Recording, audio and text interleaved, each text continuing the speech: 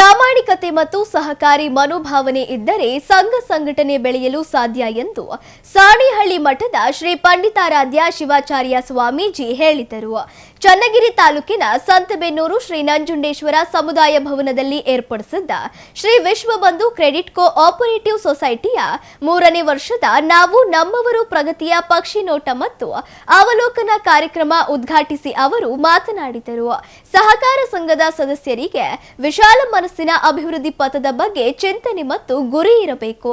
ಸೊಸೈಟಿಯ ಪಾರದರ್ಶಕ ಆಡಳಿತ ಸಿಬ್ಬಂದಿಯವರ ಪ್ರಾಮಾಣಿಕತೆ ಮತ್ತು ಸಂಘದ ಸದಸ್ಯರುಗಳು ವಿಶ್ವಾಸಾರ್ಹತೆ ಯಶಸ್ಸಿಗೆ ಕಾರಣವಾಗುತ್ತದೆ. ಅಧಿಕಾರ ಮತ್ತು ಸಂಘತ್ತಿನ ವ್ಯಾಮೋಹ ಮನುಷ್ಯನಿಗೆ ಇರಬಾರದು ಎಂದು ತಿಳಿಸಿದರು.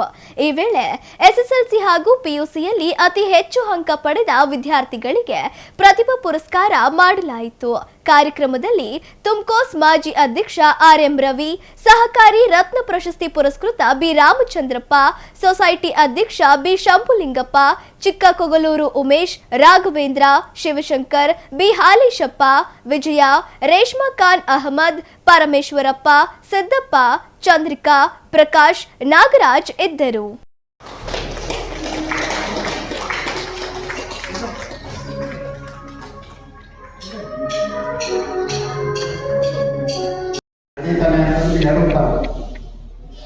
ಎಡವಿದ ವ್ಯಕ್ತಿ ಮತ್ತೆ ಅದೇ ದಾರಿಯಲ್ಲಿ ಹೋಗುವಾಗ ಅದೇ ಕಲ್ಲಿಗೆ ಎಡವುವುದಿಲ್ಲ, ಎಚ್ಚರಿಕೆ ಇದ್ದಾನೆ. ಆ ಎಚ್ಚರಿಕೆ ಇದ್ದಾಗಲೇ ವ್ಯಕ್ತಿ ಸನ್ಮಾರ್ಗದಲ್ಲಿ ಸಾಗಲಿಕ್ಕೆ ಸಾಧ್ಯ. ಇವತ್ತಿನ ದಿನಮಾನಗಳಲ್ಲಿ ಅಧಿಕಾರದ ದಾಹ, ಸಂಪತ್ತಿನ ಮೋಹ, ದುರ್ವ್ಯಸನಗಳ ಚಿಂತೆ ಹೆಚ್ಚಾಗ್ತಾರೆ. ಹಗಲೊಂದು ರೀತಿ ವೇಷ, ರಾತ್ರಿ ಮತ್ತೊಂದು ರೀತಿಯ ವೇಷ. ಈ ವೇಷಗಳ ಕಾರಣಕ್ಕಾಗಿಯೇ ಬದುಕು ನರಕ. ನಾವು ಹೊರಗಡೆ ಬಟ್ಟೆ ಕೊಟ್ಟಿದ್ದೇವೆ ಅನ್ನೋ ವಿಷಯ ಅಲ್ಲ, ಯಾವ ಬಟ್ಟೆಯಲ್ಲಿ ನಾವು ನಡೀತೇವೆ ಅನ್ನೋದು. ಆಂಗ್ಲ ಭಾಷೆಯಲ್ಲಿ ಒಂದು ನುಡಿಗಟ್ಟಿದೆ, it is not the cloth that we wear but it is the life that we lead ಅನ್ನೋ. ಒಬ್ಬರು ಖಾಲಿ ಬಟ್ಟೆ ಧರಿಸಿರ್ಬೋದು, ಖಾಲಿ ಬಟ್ಟೆ ಧರಿಸಿರ್ಬೋದು, ಖಾಲಿ ಬಟ್ಟೆ ಧರಿಸಿರ್ಬೋದು. ಆ ಬಟ್ಟೆಗಳಿಗೆ ತನ್ನದೇ ಆದಂಥ ಮೌಲ್ಯ ಇದೆ.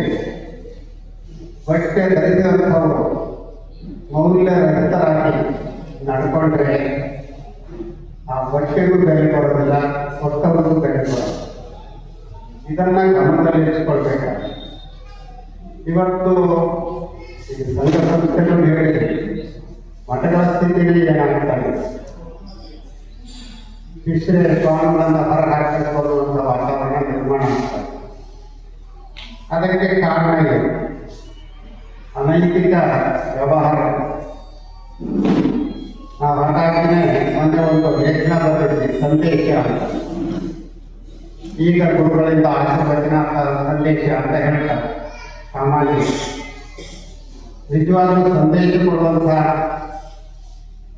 ನೈತಿಕತೆ ಅನೇಕ ಜನರಿಗೆ ಇದೆಯಾ ಅಂತ ಪ್ರಶ್ನೆ ಹಾಕೊಂಡ್ರೆ ಇಲ್ಲ ಅಂತ. ಮೇಲೆ ಬಸಪ್ಪ, ಒಳಗೆ ವಿಷಪ್ಪ.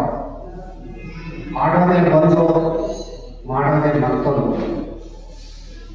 ಇದರಿಂದ ನಾವು ಅರ್ಥ ಮಾಡ್ಕೊಳ್ಬೇಕಾಗಿರೋದು, ಯಾವ ವ್ಯಕ್ತಿ ಏನು ಮಾತಾಡ್ತಾನೋ ಆ ವ್ಯಕ್ತಿಯ ಬದುಕು ಹೇಗಿದೆ ಅಂತ ಹೇಳಿ ಯೋಚನೆ ಮಾಡಬೇಕು.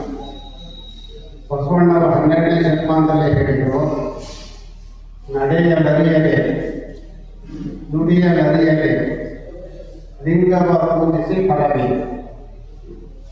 ಅವರ ಸುಖ ನನ್ನ ಸುಖ, ಅವರ ದುಃಖ ನನ್ನ ದುಃಖ. ಕೂಡಲ ಸಂಗದ ಶರಣರ ಮನನೊಂದಡೆ ಆನುದೇವಿಯ ಅಂತ ಹೇಳಿ ಬಹಳ ಅರ್ಥಪೂರ್ಣವಾದಂಥ ವಚನ. ಆ ವಚನದಲ್ಲಿ ಪ್ರಾರಂಭ ಆಗುವಂಥ ಸಾಲುಗಳನ್ನು ಗಮನಿಸಿ, ನಡೆಯಲರಿಯದೆ ನುಡಿಯಲರಿಯದೆ ಲಿಂಗವ ಪೂಜಿಸಿ ಫಲವೇ. ನೀವು ಮಾತು ಮನಸ್ಸು ಒಂದಾಗದೆ ಯಾವ ದೇವ್ರ ಪೂಜೆ ಮಾಡಿದ್ರು ಫಲ ಸಿಗಲ್ಲ. ನಾವು ದೇವ್ರ ಪೂಜೆ ಮಾಡ್ತೀವಿ ಅಂದರೆ ನಮ್ಮ ನಡೆ ಮತ್ತು ನುಡಿ